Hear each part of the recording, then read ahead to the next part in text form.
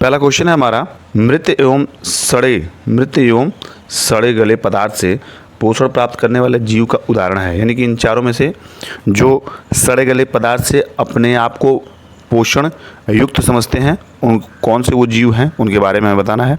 ध्यान देखिए, घास, डॉग यानी कुत्ता, मशरूम यानी कुकुरमुत्ता और कसकटा यानी कि देखिए कुसकुटा दिया हुआ है, या अमरबेल देखिए आप लोग डी वाला ऑप्शन।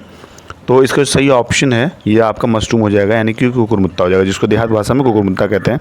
ये मृत एवं सड़े गले पदार्थ से पोषण प्राप्त करते हैं ये जीव। ठीक है, अगला क्वेश्चन।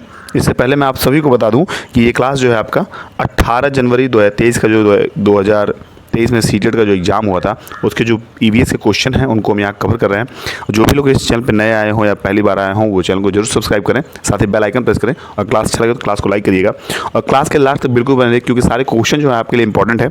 मैं देख रहा हूँ कि कुछ लोग जो है 2-3 क्वेश्चन देखते हैं और चल जाते हैं, तो ये सारे क्वेश्चन आपको इंपॉर्टेंट बाद में बहुत काम आएंगे। तो इसलिए मैं कह रहा हूँ आप लोग को प्लीज़ आप क्लास पर रुकिए और सारे क्वेश्चन देख के तब जाइए आप।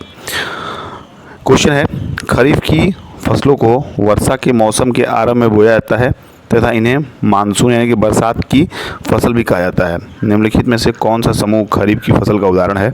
आपका ए है धान, मक्का, sorghum, बाजरा, बी आपका है चना, गेहूं, मटर, सरसों, और बी आपका है गेहूं, मटर, सरसों, कपास, डी आपका है चना, धान, कपास, सरसों। तो जो खरीफ का है, खरीफ के फसल के जो उदाहरण हैं उनको हमें यहाँ बताना है। तो ध्यान देखिए ए वाले को, अगर ए वाले की बात करें हम तो धान, मक्का, sorghum और बाजरा ये एकदम सटीक उदाहरण है किसका? खरीफ के फसल का। खरीफ के फसल का और रबी के फसल का आप एकदम मतलब सीरियल वाइज याद कर लीजिएगा कि कौन कौन से फसल जो होते हैं रबी में होते हैं, कौन कौन से फसल जो खरीफ में होते हैं। तो याद कर लेंगे तो आपको पेपर में बहुत ज़्यादा सोचने और समझने के लिए आपको दिक्कत नहीं होगी। आप डायरेक्ट अपने जो ऑप्शन है उनको टिक करके आगे बढ़ेंगे। अगला क्वेश्चन दिया 13वें नंबर का कि निम्नलिखित में से कौन सी एक खरीफ की फसल नहीं है? आप खरीफ की फसल अगर आप जानते रहेंगे तब तो बता पाएंगे। तो देखिए धान, सोयाबीन, मक्का और गेहूं, तो कौन सा नहीं है? आपका जो गेहूं है ये आपकी खरीफ की फसल नहीं है, ये रबी की फसल है। अगला देखेंगे 14वें नंबर क्वेश्चन दिया कि कोई लड़का अहमदाबाद से एर्नाकुलम जाने के लिए 7 दिसंबर 2022 को ट्रेन में सवार हुआ। ट्रेन अहमदाबाद से 21:45 बजे चली और 9 सितंबर 2022 को 9:15 पर एर्नाकुलम पहुंची। यदि इस समय अंतराल में ट्रेन 2055 किलोमीटर दूरी चली तो ट्रेन की औसत चाल। देखिए ऐसे क्वेश्चंस जो हैं मैं कई क्लासों में बता चुका हूं और परमानेंट देख रहे हैं कि आपको रीजनिंग जो क्वेश्चन है ऐसे पूछे जा रहे हैं, ये पूछे जा रहे हैं और दिशा परीक्षण से पूछे जा रहे हैं। तो आप इस ट्रेन वाले को यानी कि चाल, समय और दूरी से क्वेश्चन, और आपका एक क्वेश्चन जो है वो दिशा परीक्षण सबसे पूछा जाएगा। तो इसको तय कर लीजिए कि आपको करना कैसे है। तो मैं फिर बता रहा हूँ इस क्वेश्चन को, ध्यान देखिए कि अगर आप ये जो क्वेश्चन दिया हुआ है इसकी हम बात करें तो 7 सितंबर 2022 को 21:45 पर चली और 9 सितंबर 2022 को 9:15 पहुंची। तो जो पूरी यात्रा में ट्रेन के द्वारा लिया गया समय है वो पहले दिन अगर बात करेंगे तो 21:45 पे चल रही है, यानी कि 9:45 चल रही है और रात 12 बजे तक 24 घंटा होता है। तो ध्यान देखिए इसमें कितना उसने समय लिया, इसमें 2 घंटा 15 मिनट जो है एक दिन पहले दिन लिया। कितना लिया? 2 घंटा 15 मिनट। ठीक है, फिर बात करें अगले दिन उसने 24 घंटे लिए हैं।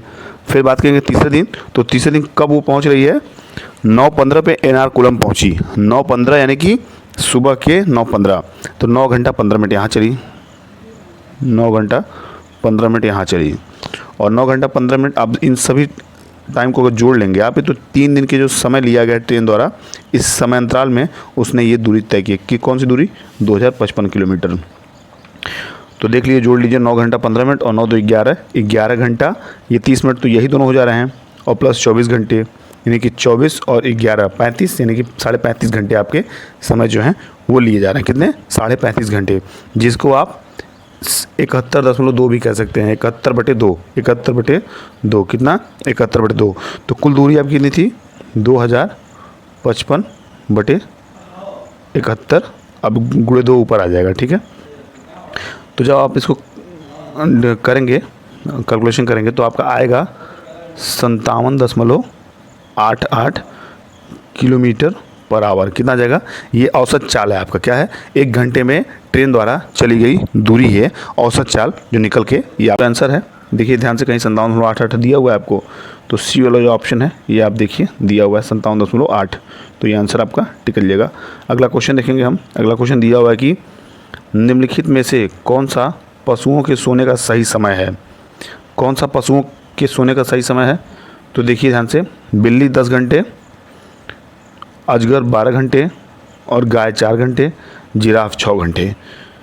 तो मैं अगर सही से बताता चलूँ तो ध्यान से देखिए, जो बिल्ली के सोने का औसतन समय होता है वो 12 से 16 घंटे होता है। कितना होता है? 12 से 16 घंटे, कहीं आप लिख लीजिएगा। और जबकि अजगर जो है 18 घंटे सोता है। कितना सोता है? 18 घंटे। और जिराफ सबसे कम लगभग 2 घंटे से भी कम, यानी कि 1.9 घंटे सोता है। और सबसे सटीक जो इसमें दिया है वो दिया है गाय। गाय जो है 4 घंटे सोती है। अगला क्वेश्चन देखेंगे, 16वें नंबर का दिया हुआ है। क्या दिया है? पर्यावरण अध्ययन कक्षा तीसरी के पाठ हमारे साथी जानवर की कहानी रानी का बाग में पाली ने पक्षियों को बाग में आने से रोक दिया। अब देखिए यहाँ दिया है, कीड़े बढ़ गए और आम कम हुए। चिन्नम्मा इस कहानी को पढ़कर कहती है कि उसकी नानी मंदिर में पक्षियों को अनाज खिलाती है, इसलिए कहानी में यह गलत दिया हुआ है कि पक्षी कीड़े खाते हैं। चिन्नम्मा निम्नलिखित में से क्या प्रदर्शित कर रही है? कथन ये है, कक्षा कक्ष अधिगम को विद्यालय से बाहर से जोड़ना। बी आपका है, पर्यावरण से संबंधित सरोकारों के बारे में विश्लेषण, मूल्यांकन और निष्कर्ष निकालना। सी आपका दिया है, जंतुओं और उनके पर्यावरण के अंतर संबंधों की सराहना। और डी आपका दिया है, प्राकृतिक पर्यावरण के बारे में सहज जिज्ञासा। अब देखिए आपका कौन सा इसमें सही है, इस ऑप्शन के थ्रू में बताना है। आपका देखिए जो बोर्ड द्वारा दिया गया है वो सी ऑप्शन दिया है। क्या दिया है? सी दिया गया है।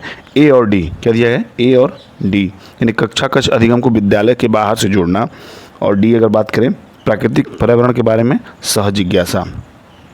अगले क्वेश्चन की बात करेंगे, 17वां नंबर। क्या दिया है? दिया है कि कक्षा 3 से कक्षा 5 के लिए पर्यावरण अध्ययन में प्रकरण आधारित दृष्टिकोण के स्थान पर विषयगत, यानी कि थीम आधारित, ये थीम है, धीम नहीं, थीम दृष्टिकोण पर उपयोग निम्नलिखित में से कौन सी पर्यावरण अध्ययन की प्राकृतिक कारण किया गया है? ए आपका है अंतरा अनुशासनात्मकता, और बी आपका है अनुशासनात्मकता। डी आपका दिया है अंतर अनुशासनात्मक, डी आपका है पार अनुशासनात्मक। तो क्या सही हो जाएगा ऑप्शन? ये जितने भी मैंने ऑप्शन दिए हैं आपको, ये बोर्ड की तरफ से ऑप्शन दिए गए थे, तो इसमें जो आंसर सही बताया गया है वो अंतर अनुशासनात्मक दिया गया है। क्या दिया है? अंतर अनुशासनात्मक। अगले क्वेश्चन की तरफ देखेंगे। अगला क्वेश्चन हमारा दिया है कि योगात्मक आकलन है। योगात्मक जो आकलन है उसे बताना है। ए ऑप्शन दिया है कि विद्यार्थियों की प्रगति का निरंतर अनुवीक्षण करना।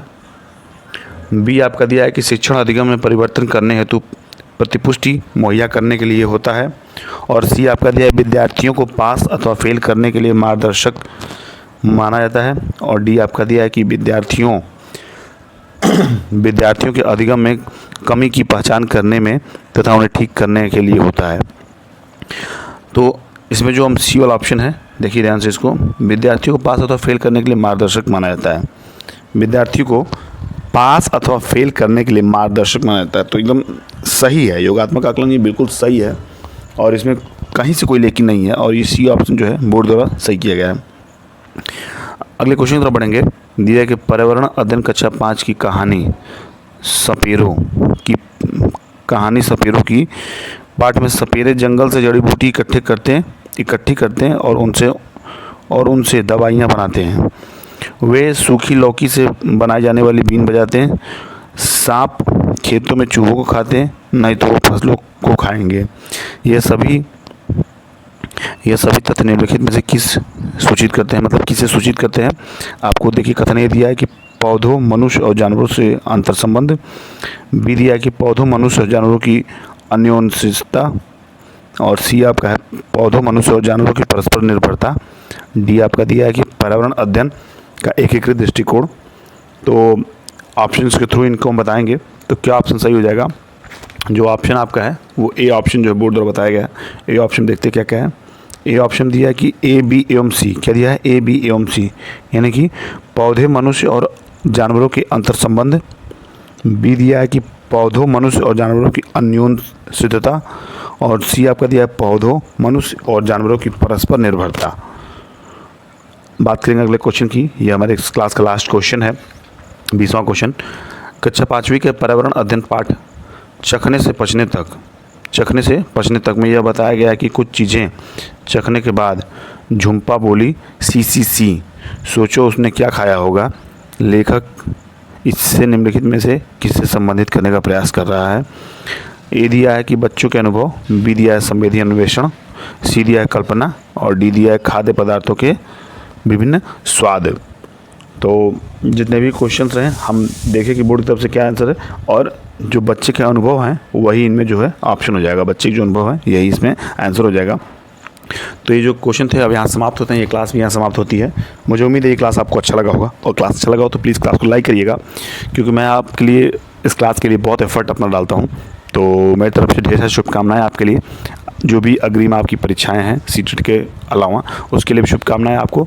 और बहुत ज़्यादा समय मैं आपको लूँगा नहीं, तो फिर यहीं से मैं विदा लेता हूँ आपसे। फिर मिलते हैं अगली क्लास में, तब तक के लिए बाय बाय, टेक केयर।